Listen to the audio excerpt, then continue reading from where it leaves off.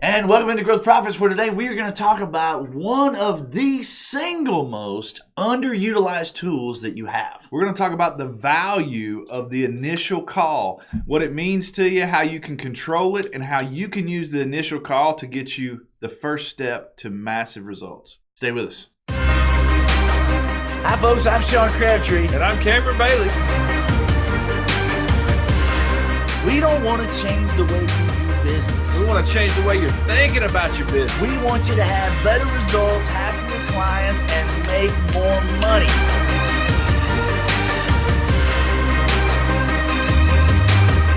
Let's get it started.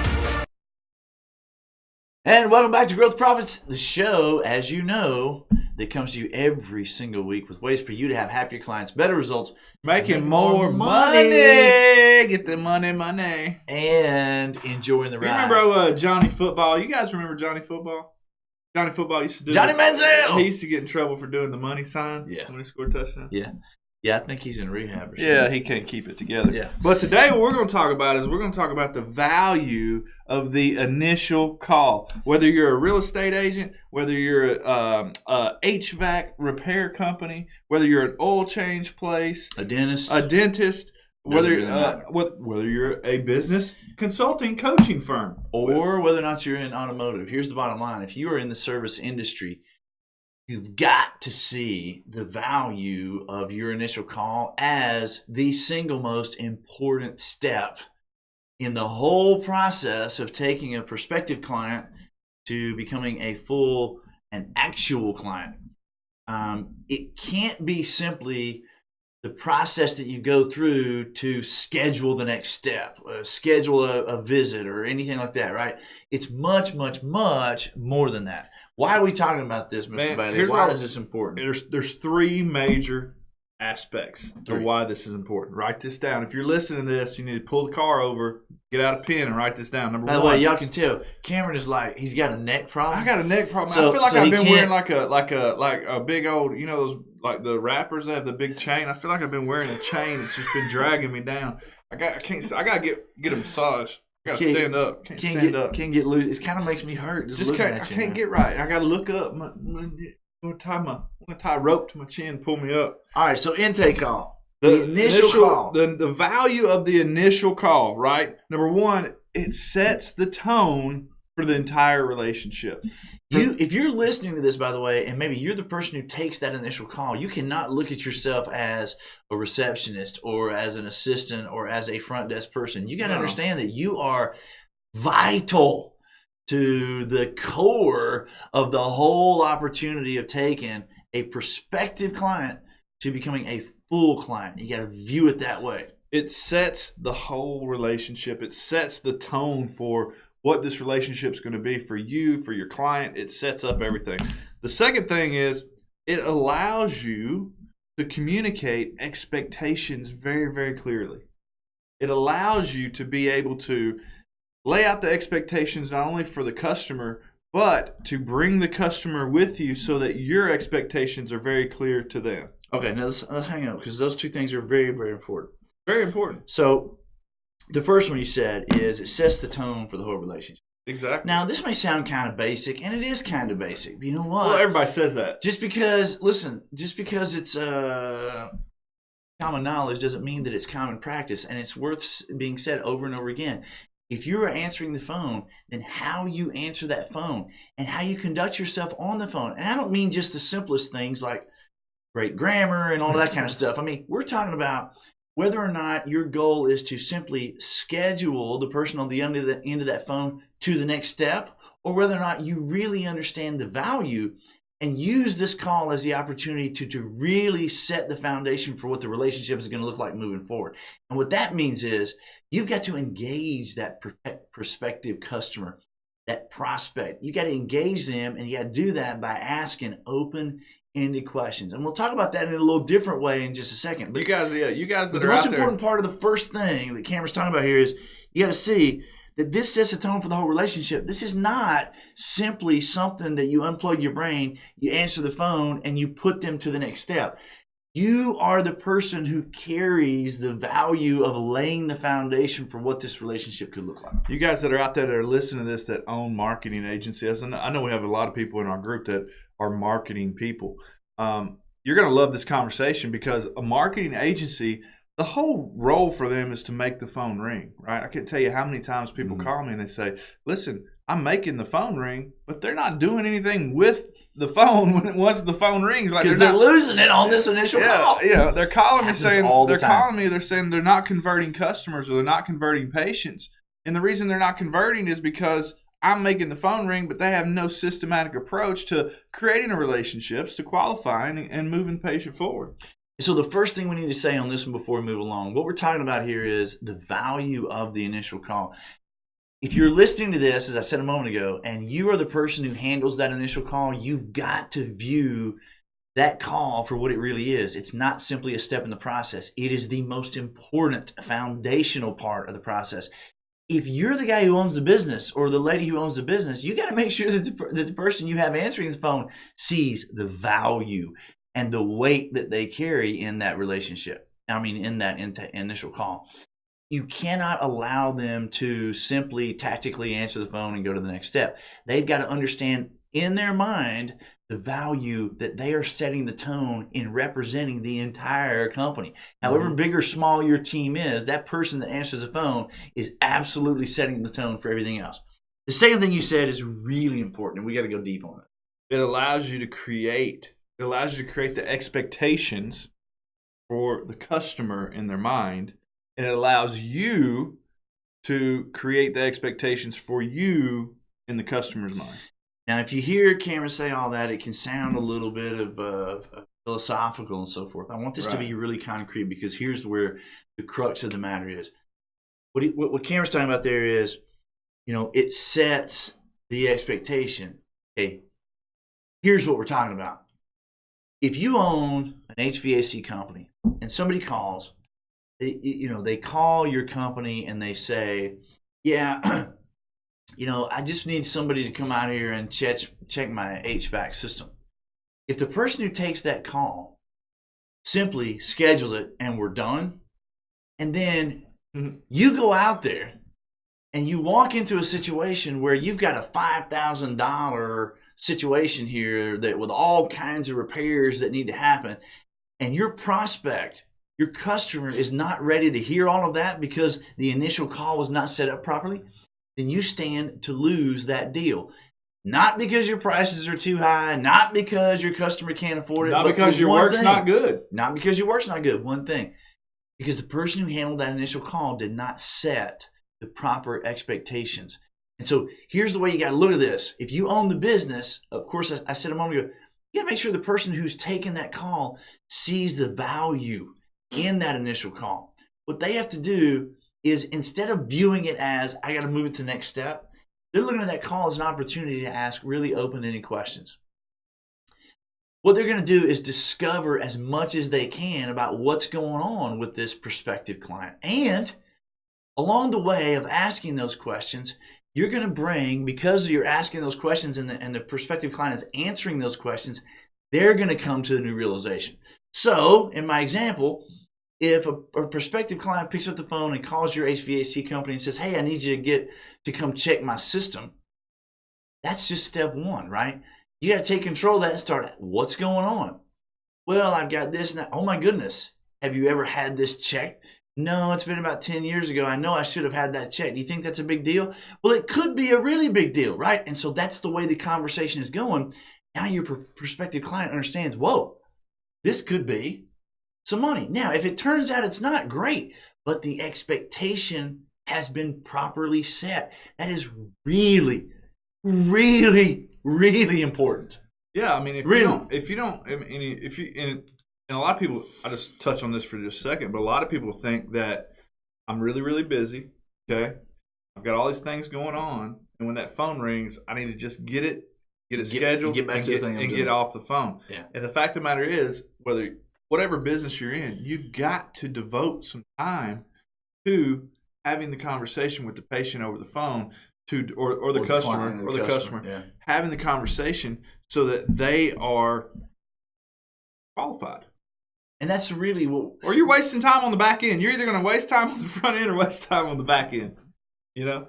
And that's, listen, there are so many things, and we see it day after day after day in the businesses that we work with. When we listen to recordings and we're coaching people every day, we find 1,000 different opportunities where a prospective client, we lost the deal or we struggled to get the deal simply because we didn't ask the proper questions on the intake call. Here's the problem with that. By the time you get to struggling to get the deal, you've already spent a tremendous amount of time with this particular prospective customer. In some cases, you've spent money and energy in addition to the time. Not to mention the fact that the customer has donated a whole bunch of time. All of that to get you to this point to be able to struggle to try to close the deal, when in effect, it could have been completely averted, every single bit of it, with a properly laid out initial call where you're asking the questions to discover what's going on. The patient or the customer or the client has the proper expectations. You've got kind of an idea what's going on. They've got kind of an idea what's going on. So by the time you go out there to do a visit or to see it, everybody kind of has an idea of what they might find. Worst case scenario, you're wrong, and it's not a big deal. Great. You look like a hero. The customer loves you. Everybody's fine. Yeah, if you don't bring the prospect to the proper realization, you're going to waste time on the production. That's it. And so we're talking about the value of initial call. The first thing you said is it sets the tone for the whole relationship. Second thing you said is it creates expectations, not only for you, but for the prospective customer or client. And the third thing is that we didn't mention, but we just talked about it, is it can save you and your client a tremendous amount of time. Now, if you're in a production-oriented type service business, like if you are a dentist and you have only a certain number of chairs, those you have to protect the time that is spent in those chairs. That's the most valuable thing you have. That's Your the most valuable asset you have is your time. And if you waste it because the patient wasn't properly qualified on the initial call, think about that. We just ran into a scenario like this. Cameron and I just got off the phone with somebody who ran into this scenario. There was a patient who had $6,000 worth of work, but they weren't qualified properly. The expectations weren't set on the initial call. So the patient hung up the phone with the appointment scheduled, in their mind thinking the only reason they're showing up is because, I don't know, I got a little bleeding going on. I don't think it's a big deal, right? Right. Patient shows up, there's $6,000 worth of work, and come to find out, patient has no way to pay for it, right? They first of all, they weren't prepared to even hear it. Secondly, they got no idea of how in the world they're going to pay for it. They got no credit. All of that could have been handled by setting the proper expectation on the initial call. Think about it like this. If you are a real estate company, right, and you pick up the phone, somebody calls you and says, hey, yeah, I'm interested in a house. If you look at that initial call as, awesome, let me schedule an appointment, I'll start driving them around. Well, you know that's ridiculous, because as a real estate agent, you can spend the next 3 months driving them around, and then they find the house that they want. But because you didn't handle the initial call properly, now you don't know what they're qualified for. You spent 3 months driving these people around. You have no idea what they can afford because they're not pre-qualified. Now they got the house that their heart is set on and they can't get qualified for it. And you've wasted your time. You've wasted their time. The initial call is the most important thing that you got. So what do you do about it, Mr. Bailey? Well, what I was going to say was we gave you 3 big ideas to think about. Now let's review. Number 1, it sets the whole relationship. For the whole relationship. Number 2, it allows you to create the expectations not only for yourself but also for the customer. And you don't waste your time producing and waste your time on trying to produce things that are not going to, or their time, that are not going to become fruitful, or the customer's time. Yeah. So those are 3 big ideas. Now let's give you 3 solid takeaways that you guys can implement that's going to help your business with your intake call. What's number 1? Well, before we tell you what this is, here's my challenge to you. If you write these down and you go, man, those are really good tips, you don't take those tips into your business and do some follow-up and do some follow-through and make some requests, no matter what role you play in your business. If you don't utilize these tips, you're going to be missing out. This cannot be a philosophical conversation. It's got to be concrete. You got to take it back to your business. And you got to utilize it and give it teeth. Teeth. Number one, 3 big nuggets to maximizing the initial call. Number one, don't own the question. What the hell does that mean? Don't take any ownership of the question. So 9 times out of 10, Right? customer calls. What's the first thing out of their mouth? What do you charge for X? fill in the blank? Yeah, how much do you charge to come fix my air conditioner? How much do you charge for a cleaning? How much do you charge for fill in the blank? Whatever. What do you charge? What do you charge for an analysis if you're a CPA firm, right? Right. What do you charge to analyze How much my are you going to tax charge situation? to do my taxes? Listen, that is, if you own that question, you miss the opportunity, because here's the thing. This is what we found in the last 22 years of coaching people through these initial calls. When the person picks up the phone to call you and they ask that initial question, they're not thinking or realizing in that moment that they're calling about this one thing. The truth of the matter is there's 17 of these other things that are going on. Think about the HVAC example. Yeah, what do you guys charge to clean my ducts? Now, if you own that response, if you own the response to that question, then you're going to end up having a conversation with, well, we charge this or that, depending on this or that, right? And now the person could go, okay, thanks, hang up, call somebody else, ask the same question. Don't own the response. Instead, what you want to do, and this takes practice, is when they ask you that question, give it back to them in the form of a Question.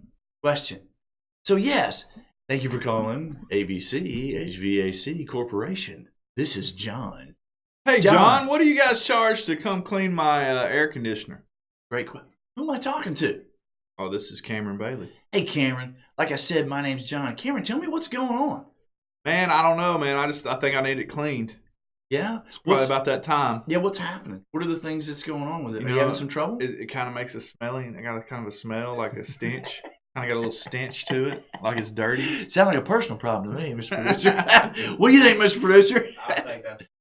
Sound like somebody might have left a present in the duct. It's got a little stench. My air smells a little stenchy. But that's the first part of this, right? Not owning a response to the question, but meeting it with a question. And you know what? You should write this down. Person who asks the questions controls the conversation. All the time. We want you to control the conversation. Why? Because we're selfish for you? Well, okay, yeah, sort of. But here's the real reason. Because we want you to set the whole relationship based in the right tone. We want you to create the expectation. If your prospective customer is asking the questions and they're controlling the conversation, they don't have all the knowledge that you have when it comes to your HVAC company or your dental practice or dentistry or your CPA firm or your real estate company. They don't have all of that knowledge. They're calling you because they want to know the answer to this one thing.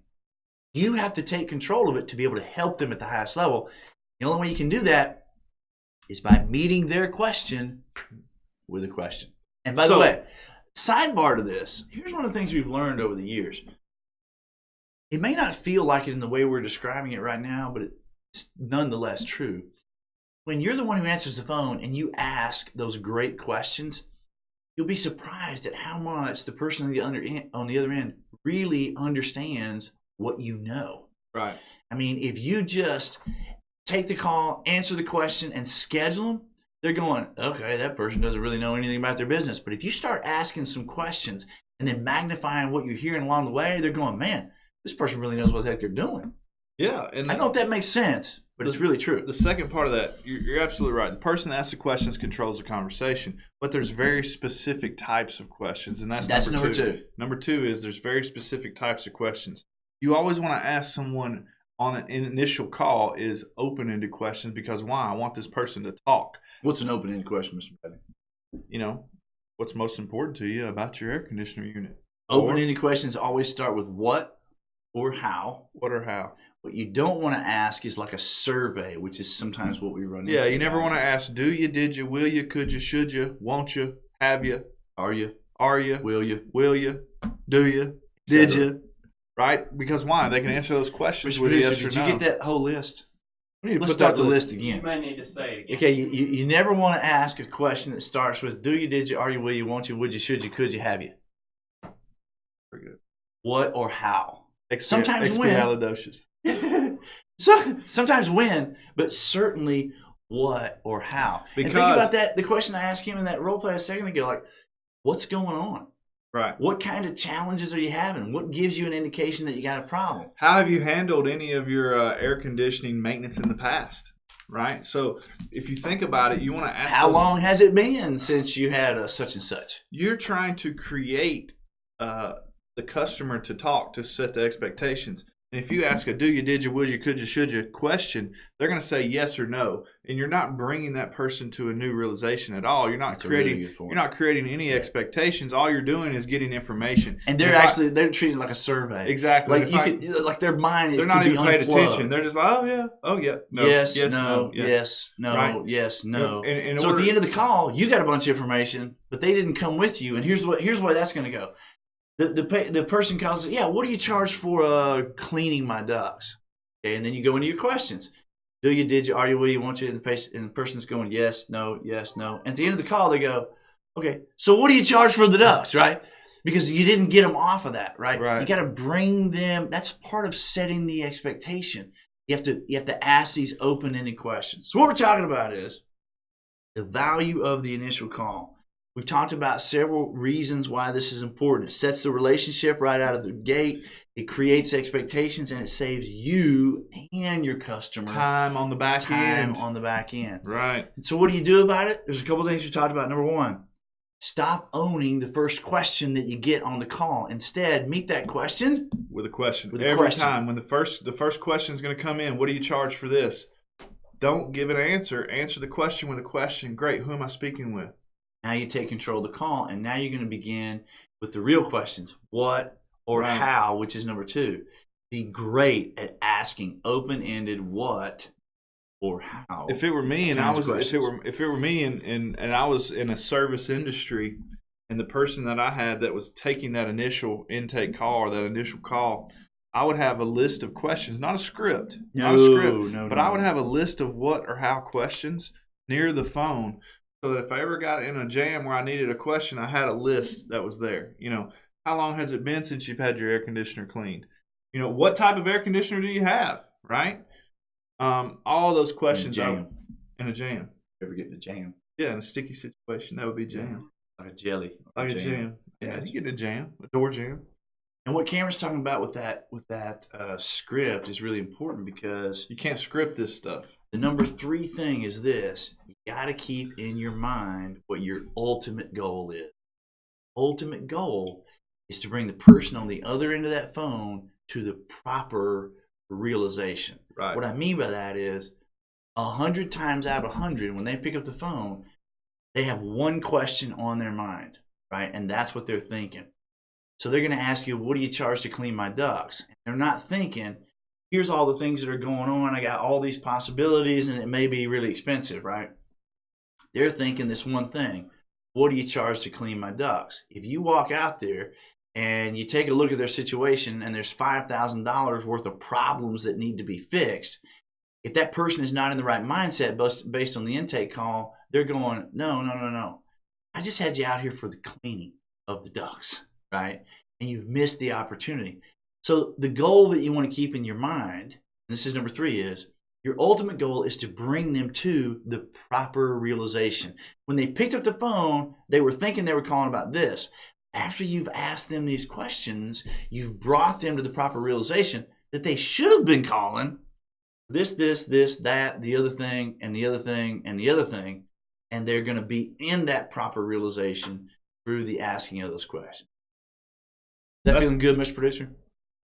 I can tell you, this is one of the most important tools that you have is a properly utilized initial call. You should train on it too. Most people drop the ball all the time. And you look at your business and you go, geez, I don't know why I'm not closing more deals. I mean, we're doing a lot of work, but we're not closing these deals. Well, the biggest part of that is because the initial call is not being handled properly. In every situation, and it doesn't matter what business you're in, if you go out there in your service business and you take a look at a situation and there is all of these things that need to be done, all of those things could have been discovered on the initial call, and you could have saved yourself and the client a whole bunch of time, and you could have closed the deal, and you could have set the proper expectations, and you could have set the tone for the future relationship moving forward. And at the end of the day, that's what we're trying to do. Stop owning the questions. Be great at asking open-ended questions. Never ask what, do you, did you, could you, should you, will you, won't you? Have you? Have you? Are you? Are you? Right. Instead, ask what or how. What or how questions. Create some great questions so that the person that's taking the initial call can use those. Never use it as a script, and bring the prospect to the new realization. Take this back to your business and practice this. Practice this. Role play this. Know, hey, when this phone rings, here's what they're going to say, and here's what we need to say, right? How are we creating value? That's the question you're asking. At the end of the day, if you'd like more information from us specifically about this, you can reach out to us at thecrabtreegroup.com. You can find us on social media, all the social medias, right? Crabtree Group. Crabtree Group. You can find us on YouTube, Facebook, Twitter, all the stuff. iTunes. Listen to our podcast, or reach out to us directly, ask a question. We're really, really happy to help. And that's why we come to you every single week through Growth Profits, because we want you to have happier clients, better results, making more money, and enjoying the ride. That's my money sign. Thanks for joining us. I'm Sean Crabtree. This is Cameron Bailey. We'll see you next time, same channel.